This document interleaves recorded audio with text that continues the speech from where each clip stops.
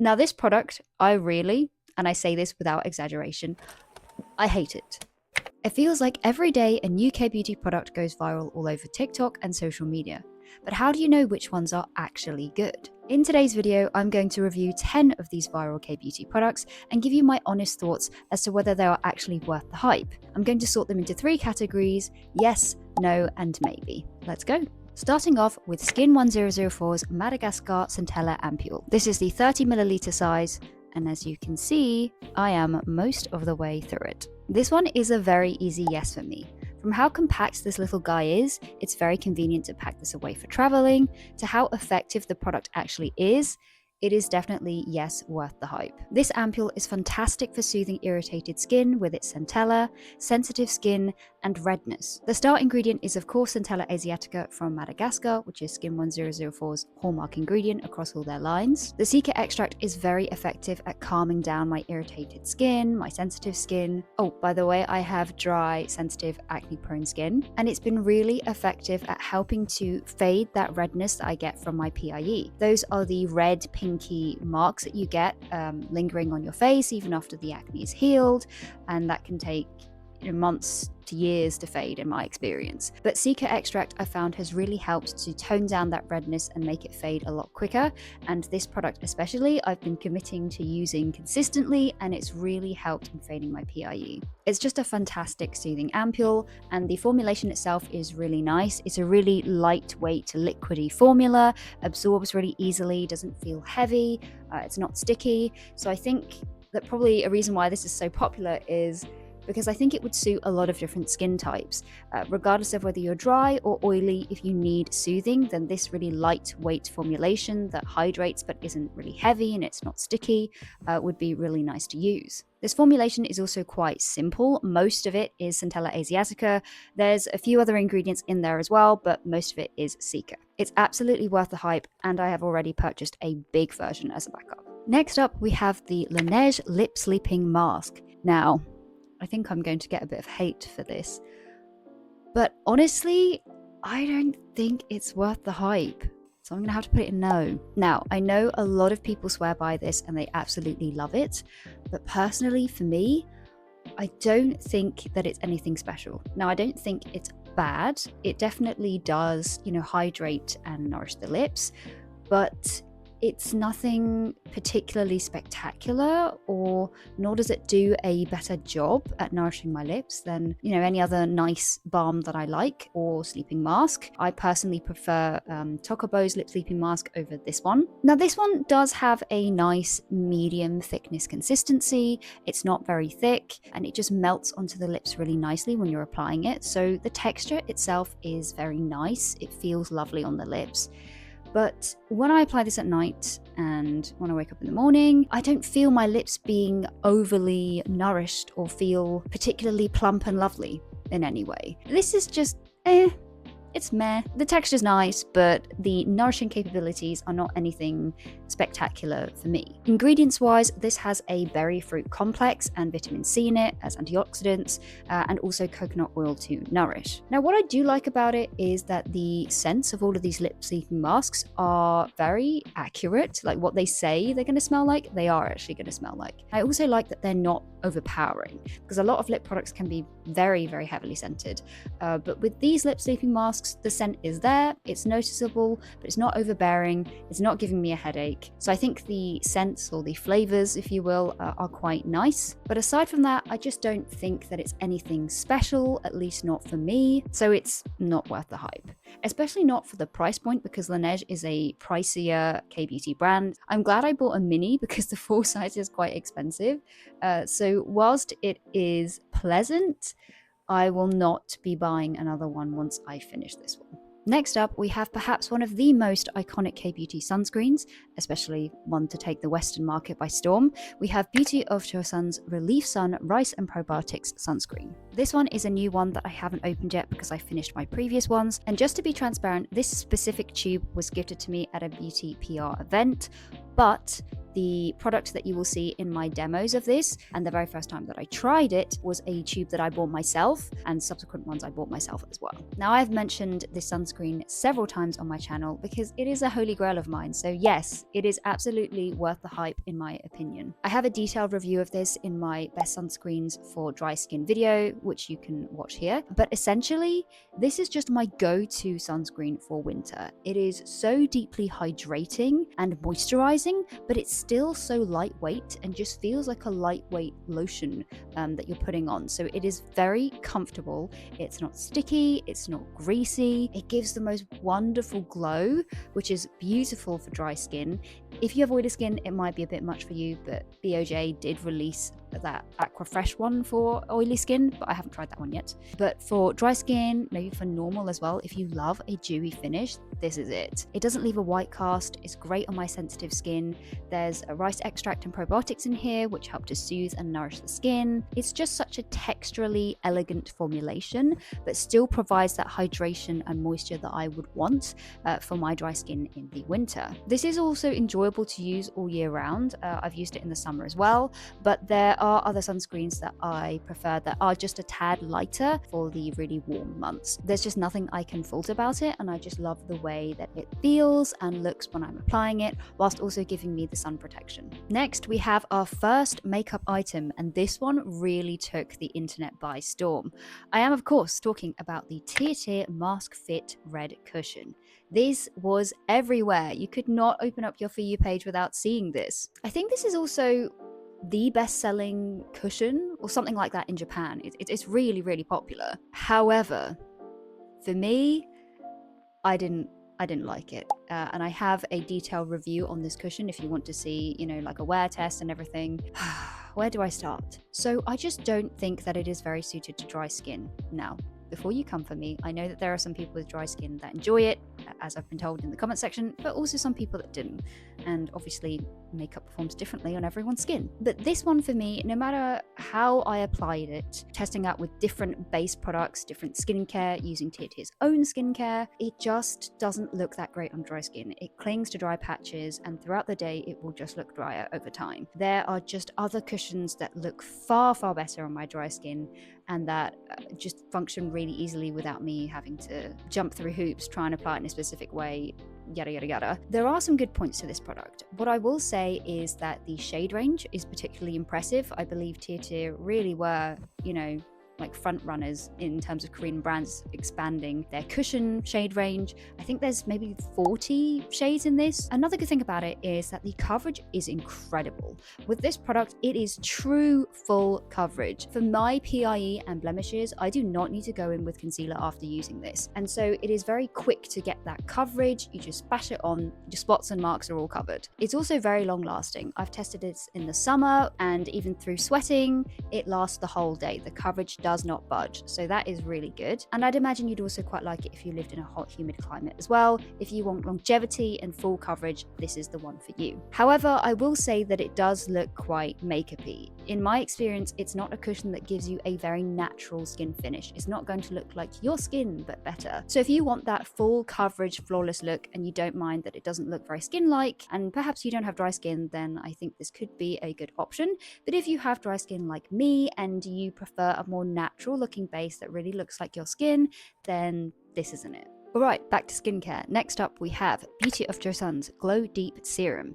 This is the rice and Alpha-Arbutin one. This one I've almost finished using as well. Now this serum I think I will put in maybe worth the hype. So there are sort of two parts to this. There's the moisturizing and hydration goal with this, which the rice bran water in it hydrates, and the serum itself gives a nice sort of soft moisturizing glow after using. And then the other branch of it is with the Alpha-Arbutin, the 2% Alpha-Arbutin, which is targeting dark spots. I believe how Alpha-Arbutin works is that it inhibits the enzyme that's responsible for melanin formation. So that's the tyrosinase enzyme. So it inhibits that, further preventing hyperpigmentation from forming. And so I bought this at a time before I realized that my PIE, my post-inflammatory erythema, those red pinky marks that I mentioned earlier, I bought that before I realized that my problem was PIE, which is an inflammatory issue. It's prolonged inflammation after the acne has healed. Whereas PIH, post-inflammatory hyperpigmentation, which are the dark spots, which tend to look more brown, that is a problem of too much melanin forming. And so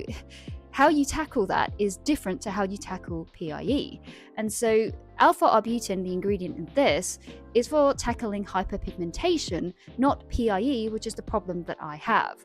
And so I bought this not realizing that.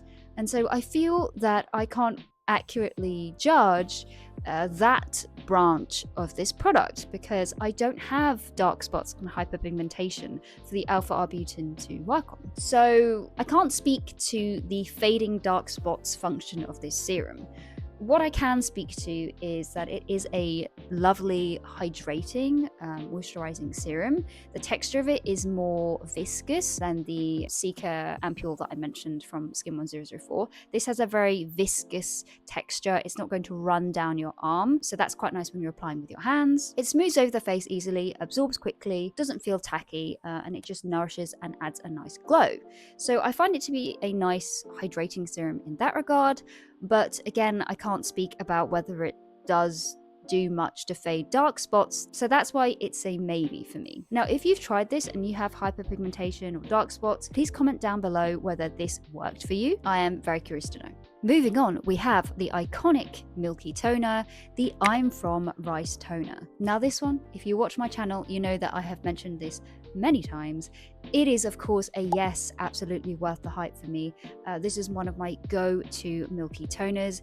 It is so wonderfully hydrating and nourishing, especially for these colder months of the year, although I do use this toner pretty much all year round. There's rice extract in here for hydration and brightening. There's also niacinamide for helping to even out your skin tone. I just love the body that this milky toner has. So it's not really thick or heavy, but that sort of double layer water and emulsion, which you shake up to mix, means that the toner has more body to it. There's that creaminess from that creamy layer that gets mixed in. So it adds more moisture and it's more nourishing than a typical really watery hydrating toner, at least for my dry skin. It absorbs very nicely, it leaves my skin feeling really nourished, but it's not really heavy. Like, you'll definitely be able to notice that there is that moisturized layer there, but it doesn't feel greasy or sticky, and it's just a great first step to add back in that hydration and moisture after cleansing. So I absolutely love this. I've emptied it before, I've bought backups, and of course I am a good way through this one. Next up, we have possibly the most adorable product that's being featured, the fwee Lip and Cheek Blurry Pudding Pot. This really went viral, and I definitely understand it. It is so cute. There's just something about the round, rotund shape of it, and of course the jiggly putty formula inside. I saw so many videos of people prodding it, and it was so cute. Now, as for whether I think this is actually worth the hype, I'm gonna go with yes.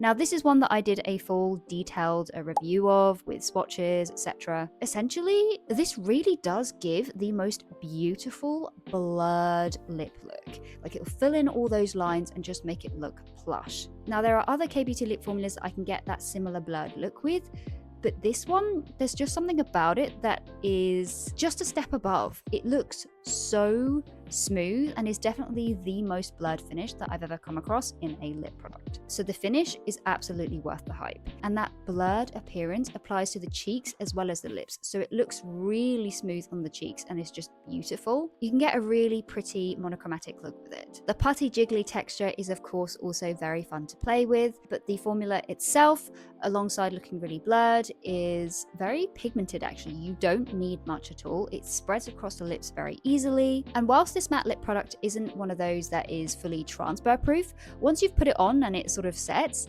it doesn't really transfer much. It's actually quite long lasting. If you eat a particularly oily meal, then it will come off and you'll need to reapply. But otherwise, if you're just drinking water or eating something that's not really oily like a sandwich, then you'll be pretty good without having to reapply this. Now, where it does fall short a little bit for me is that it is a little more drying. This kind of matte pudding formula. It doesn't have as much moisture in it as my favorite K-Beauty matte lip tints that are in the liquid form. This is drier and it definitely does feel drier on the lips, but it's not horrendous compared to other matte lip formulas that I've tried. It is a little more drying, but you do get that beautiful blurred look with it.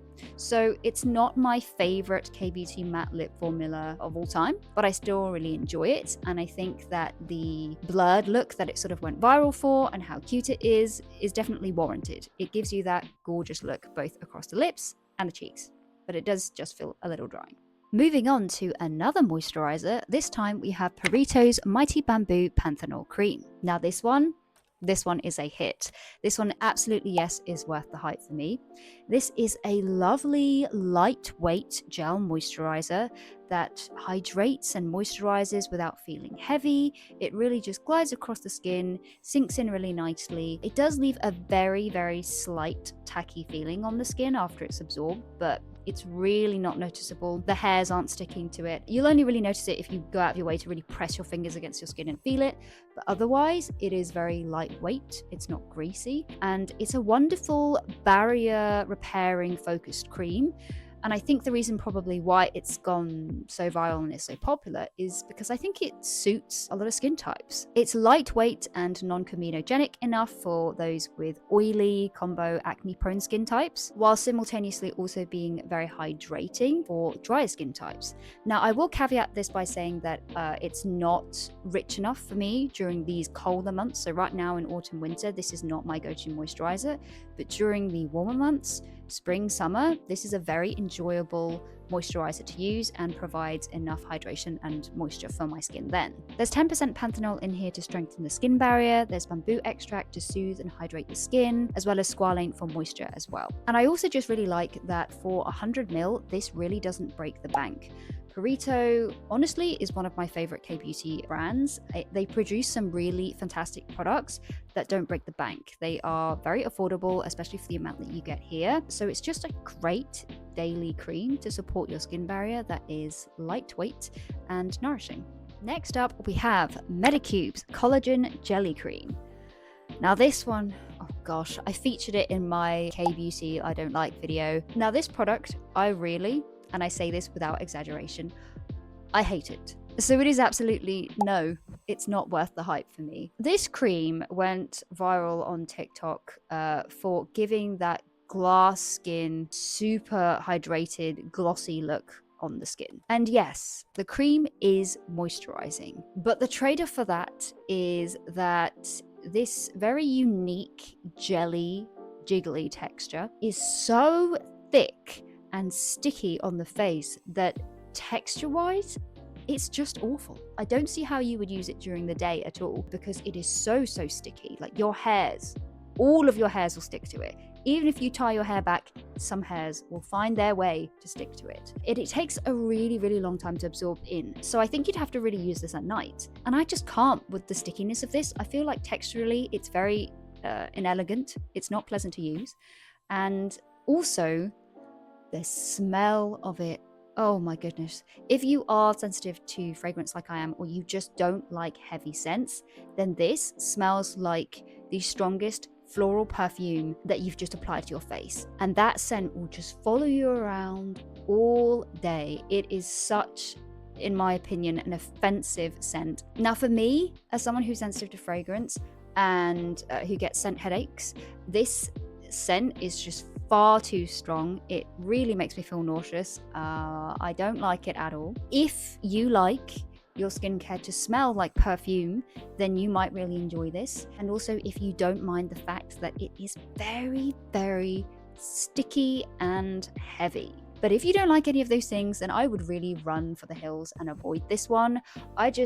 There are other products that I can use that give me that really moisturized look and feel, and that don't smell like this or feel like this. And for the last product, we have House of Hers Moist Ampoule Blusher. This blush went viral for giving you that glass skin, watercolor blush, really beautiful dewy look on the skin. And yes, It does give you that, but it also lifts your base. So for that reason, this is going to be a no for me. Now, this blush is a skincare makeup hybrid. There's, I think, over 50% hydrating essence in there. So it gives it that really watery serum skincare-like texture that just glides across the skin. It's very sheer, it's very hydrating, but that wetness and I think that skincare aspect of it just lifts the makeup. So any concealer or coverage that you've put down across your cheeks will just go as soon as you apply this. So if you have blemishes or any marks and you need that coverage on your cheeks to stay there,